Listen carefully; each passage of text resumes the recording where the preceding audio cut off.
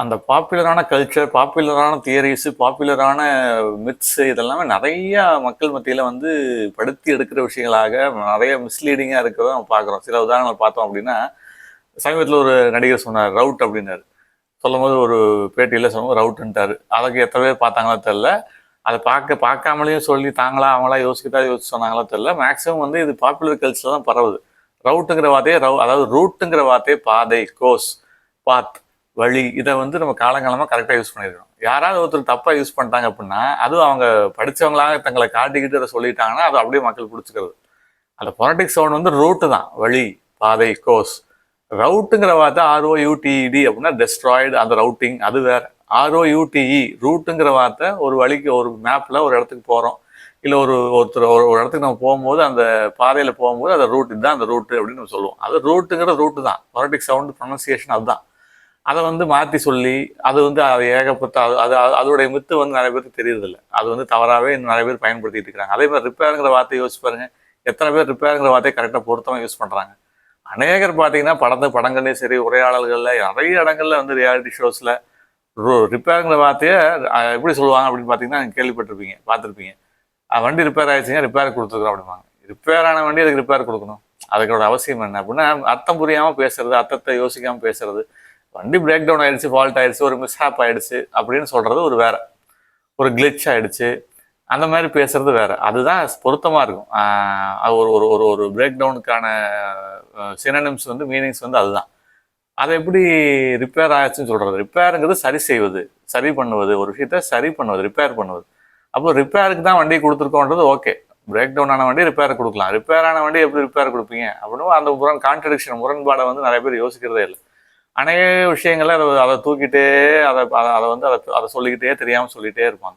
அப்போ popular culture அப்படிங்கும்போது popular லீடர்னு வரும்போது பாப்புலரான லீடர் தவறாக இருந்தால் கூட அவர் சரிதான், அவர் சொல்வதெல்லாம் சரிதான் நம்புறது.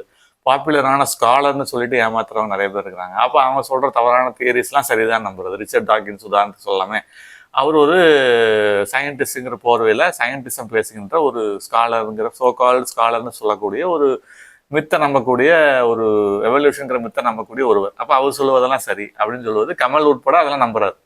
அப்போ எவல்யூஷன் அது வந்து இப்போ ப்ரூவ் பண்ணப்படாது, அன்ப்ரூவன் தியரி தான். இன்னமும் டார்வினியன் எவல்யூஷன் வந்து அன்ப்ரூவன் தியரி தான். அது வந்து ஒரு அது சயின்டிசமாக இருக்கிற வழியே சயின்ஸாக அது இல்லை, ப்ரூவன் ஃபேக்டாக இல்லைங்கிறது நிறைய பேருக்கு இன்னும் தெரியாது. அதை நம்ம வாதாடும் போது அவங்களுக்கு எடுத்துரைக்கும் பொழுது தான் நாத்திகளுக்கு அது புரியும். அப்போது அநேகர் வந்து இந்த மாதிரி தவறான விஷயங்களை வந்து மித்திக்கலான விஷயங்கள், கான்ட்ரடிக்டான விஷயங்கள், ஃபால்ஸ் தியரிஸு, பாப்புலர் கல்ச்சர் சொன்னால் சரின்னு நம்புறது, இதெல்லாம் நிறைய பேர் என்ன பண்ணுறாங்க, நம்பி அதை ஏமாறுறாங்க அல்லது வந்து அதை தப்பாக புரிஞ்சு வச்சிருக்காங்க, மிஸ் அண்டர்ஸ்டாண்டிங் இருக்காங்கிறது நம்ம தெரியும், பார்த்துருப்போம். ஃபிலிம் அப்படின்னு ஒரு வார்த்தை இருக்குது உதாரணத்துக்கு. அது ஃபிலிம்னு வாங்க பார்த்தீங்கன்னா ஃபிலிம் அவ்வளோதான்.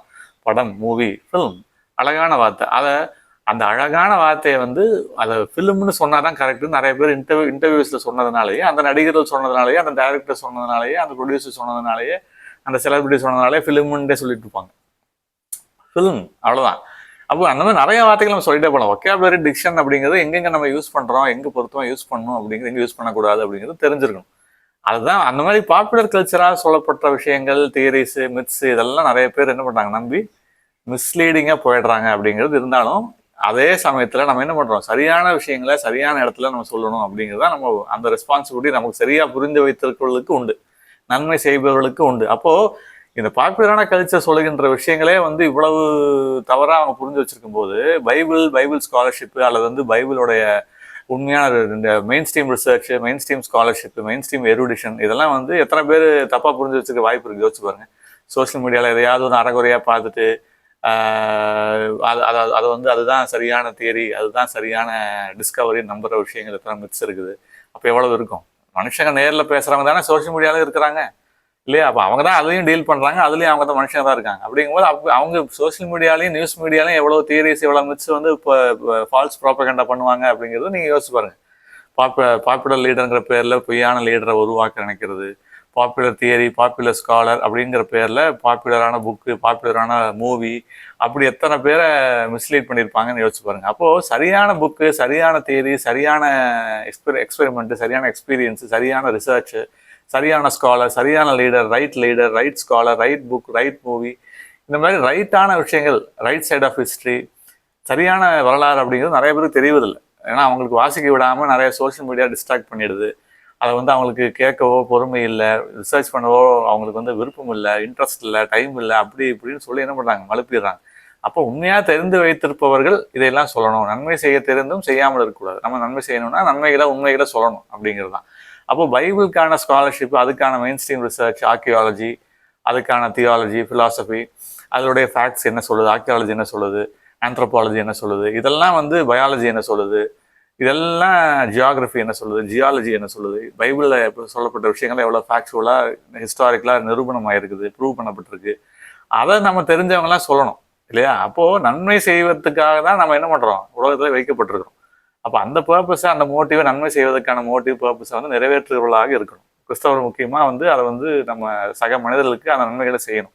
கிறிஸ்தவ அன்பு காட்டணும், கிறிஸ்தவ ஹாஸ்பிட்டல், கிறிஸ்தவ லைப்ரரி, கிறிஸ்தவ சர்ச்சஸ்ஸு, கிறிஸ்தவ schools, education centres, tuition centres, கிறிஸ்தவ குக்கிங், கிறிஸ்தவ ஃபேமிலிஸு, இதெல்லாமே எதுக்கு எடுத்துக்காட்டுகளாக நம்ம இருக்கும் பொழுது என்ன பண்ண முடியும், உண்மையான கடவுளை வந்து நம்ம என்ன பண்ண முடியும், அவர் சொன்ன கட்டளைகளை கடைபிடித்து அன்பை வந்து நம்ம போதிக்கிறதோடு சேர்த்து அன்பை காட்டுகின்ற விஷயங்களாக வரலாற்றில் வந்து அன்பை வந்து நம்ம வந்து காட்டுறோம். அப்படிங்கும்போது அது வார்த்தையிலும் செயலிலும், வார்த்தையே சிந்தனையே ஒரு செயல் தான். அப்போ செயலிலும் வார்த்தையிலும் வேர்ட் அண்ட் டீட், வார்த்தையிலும் செயலிலும் ஒரே மாதிரியாக வாழக்கூடிய ஒரு விஷயங்களாக மெயின் ஸ்ட்ரீம் ரிசர்ச்சை வந்து நம்ம எடுத்து காட்டக்கூடியவர்களாக, அதை சொல்லக்கூடியவர்களாக, எழுதக்கூடியவர்களாக, பகிரக்கூடியவர்களாக, போஸ்ட் பண்ணக்கூடியவர்களாக, அந்த உண்மையான விஷயங்களை வந்து ஹிஸ்டாரிக்கலாக மறைக்கப்பட்ட விஷயங்களை சொல்லக்கூடிய பொறுப்புகள் உண்மை தெரிந்தவர்களுக்கு உண்டு.